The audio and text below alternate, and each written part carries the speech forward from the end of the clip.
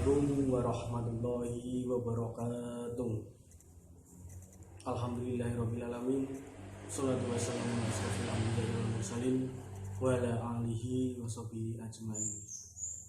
Rabbi shrah li sadri wa yassir li amri wal 'uqdatam min lisani yafqahu qawli. Pertama-tama marilah kita panjatkan puji syukur atas kehadirat Allah Subhanahu wa taala yang mana pada pagi hari ini Jumat 28 Agustus 2020 kita masih dalam keadaan sehat walafiat. Yang kedua kalinya sholawat serta salam semoga tetap tercurah limpahkan kepada junjungan kita Nabi besar, Nabi agung, Nabi Muhammad SAW. Allahumma sholli ala Sayyidina Muhammad. Semoga dengan sholawat tadi kita diberi syafaat oleh beliau di akhir hayat kita. Pada pagi hari ini Jumat tanggal 28 Agustus 2020, materi Jumat religi adalah mengenai macam-macam air. Allah selalu memudahkan hambanya dalam melakukan sesuatu. Untuk bersuci misalnya, kita tidak hanya bisa menggunakan air, tetapi kita juga bisa menggunakan tanah, batu, kayu, dan benda-benda padat lain yang suci untuk menggantikan air jika tidak ditemukan. Dalam bersuci menggunakan air, kita juga harus memperhatikan air yang boleh dan tidak boleh digunakan untuk bersuci. Mari anak-anak, kita simak penjelasan mengenai macam-macam air. Macam-macam air. Jadi di sini kita akan membahas mengenai air yang bisa digunakan untuk bersuci ataupun air yang tidak bisa digunakan untuk bersuci. Macam-macam air atau jenis-jenis air. Yang pertama adalah air mutlak. Apa itu air mutlak? Yaitu air yang suci dan mensucikan. Berarti ini adalah air yang suci dan bisa dipakai untuk bersuci. Apa saja yang termasuk air mutlak? Yang pertama adalah air embun. Jadi embun itu bisa dipakai untuk bersuci, berwudu misalnya. Kemudian berikutnya adalah air hujan. Jadi air hujan ini kalau kita pakai untuk bersuci boleh. Misalnya ketika terjadi hujan kita mau sholat misalnya, kemudian kita wudu pakai air hujan, maka diperbolehkan. Ya, berikutnya adalah air salju. Yang keempat adalah mata air atau air sumber. Contohnya apa? Yang kita pakai sehari-hari yaitu sanyo. Sanyo itu kan apa? Berasal dari mata air, kemudian disedot langsung dipakai wudhu. Boleh. Misalnya di suatu masjid, tempat wudhunya yaitu berasal dari mata air yang disedot oleh sanyo. Kemudian berikutnya adalah air perigi. Ini adalah air yang berada di suatu wadah. Syaratnya ini harus mengalir. Kemudian berikutnya adalah air laut. Jadi air laut itu boleh dipakai untuk bersuci. Kemudian berikutnya adalah air sungai. Ya, air sungai ini juga boleh dipakai untuk bersuci meskipun terkena kotoran.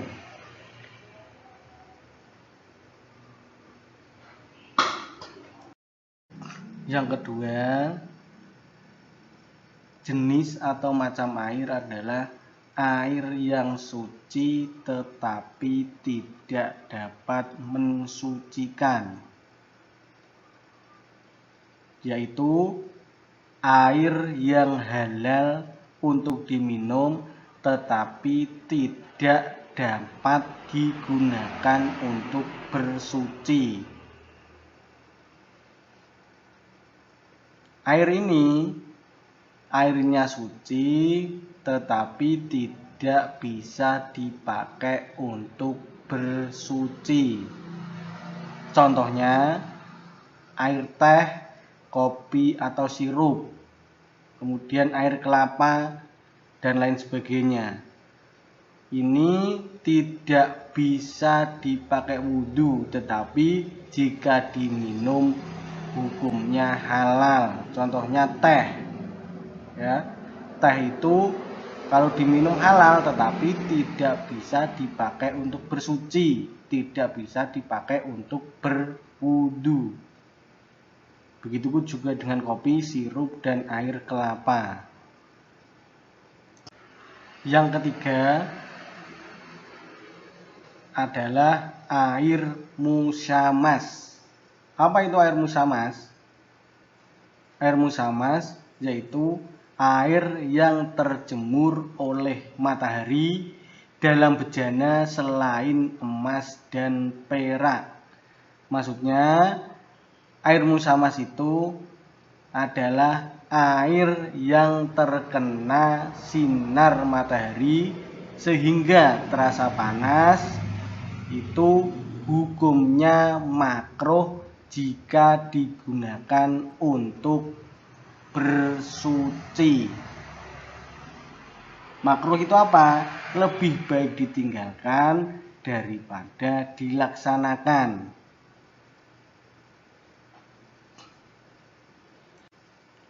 Yang keempat adalah air mustakmal. Air mustakmal yaitu air yang telah digunakan untuk bersuci.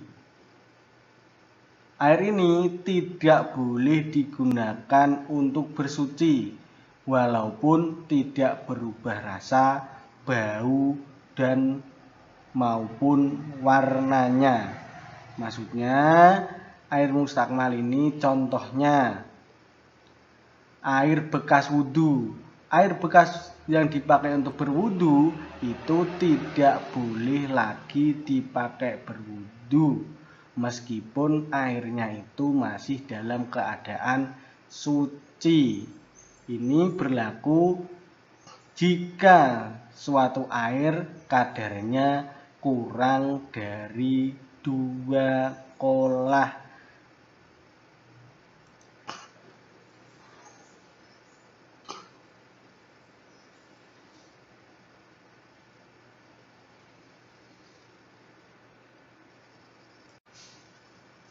Macam atau jenis-jenis air yang kelima atau yang terakhir adalah air mutanajis. Air mutanajis yaitu air yang sudah terkena najis, baik yang sudah berubah rasa, warna, dan baunya, maupun yang tidak berubah dalam jumlah yang sedikit, yaitu kurang dari 2 kolah. Berapa 2 kolah itu? Menurut ulama kontemporer, 2 kolah itu sama dengan 270 liter. Jadi air yang sudah terkena najis, ya, meskipun itu tidak berubah rasa, warna, dan baunya, jika kurang dari 2 kolah tetap tidak bisa dipakai untuk bersuci. Tetapi jika melebihi 2 kolah tetapi belum berubah rasa, warna, dan baunya, masih boleh dipakai untuk bersuci. Demikianlah penjelasan mengenai macam-macam air atau jenis-jenis air. Jika ada kesalahan dari saya, saya pribadi minta maaf yang sebesar-besarnya. Jika ada kelebihan itu murni dari Allah. Saya akhiri. Salam. Wassalamualaikum warahmatullahi wabarakatuh.